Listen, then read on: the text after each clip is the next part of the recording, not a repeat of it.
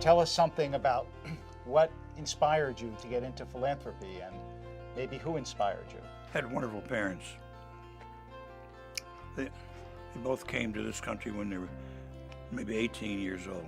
Did your parents teach you something about giving? How about every day? We had little blue things called pushka, charity boxes. And they'd be picked up by some charity, mostly from what later became Israel. And we better have those pushkas filled with coins, or my dad would get upset.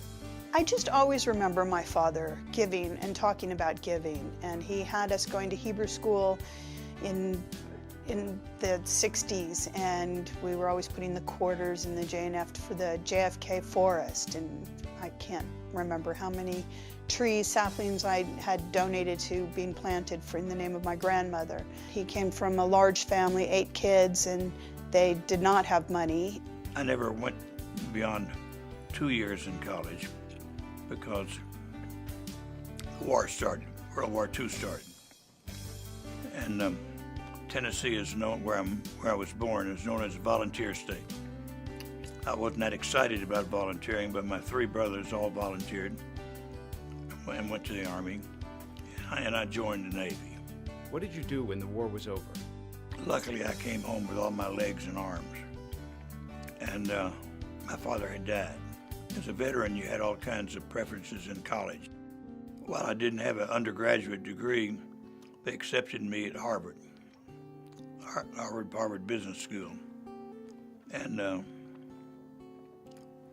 I went down to my father's little shop, a welding shop, and 3 black guys were sitting at the curb, and they said, "Mr. Guilford, when are you going to open up? We need the job." And my mother had scrounged by with almost no money, so I called up this fellow at Harvard, and I said, "Can I put it off for a year? I need to make some money." He said, "Sure, you can do that." At the end of a year, I was busier than ever, so I called him and said, "Could I put it off for another year?"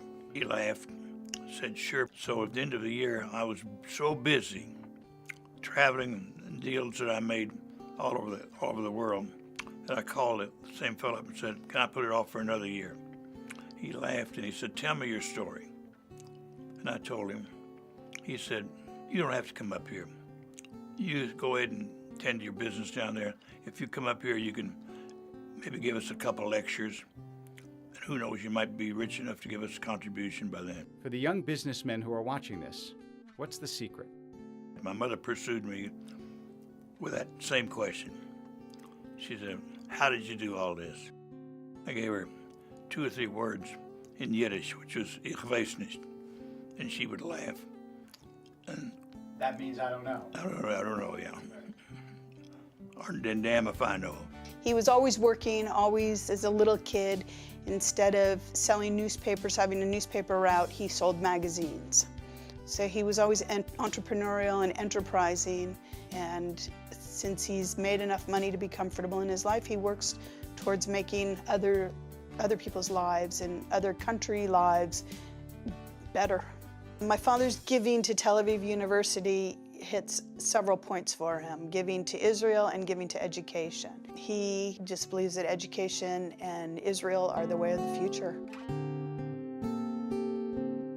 Years and years and years ago, he was in Israel, and he went onto a IDF base in the middle of nowhere, and he decided to build a swimming pool. And how it influenced me was that I have become the swimming pool queen of Israel, building a number of swimming pools on various bases. I'm not even sure it's carrying on the legacy of my father's sense of giving. It's so become instilled in me by my father. It's a family tradition. It's a family culture.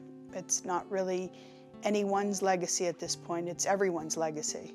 What would you advise young people who come to you today about philanthropy?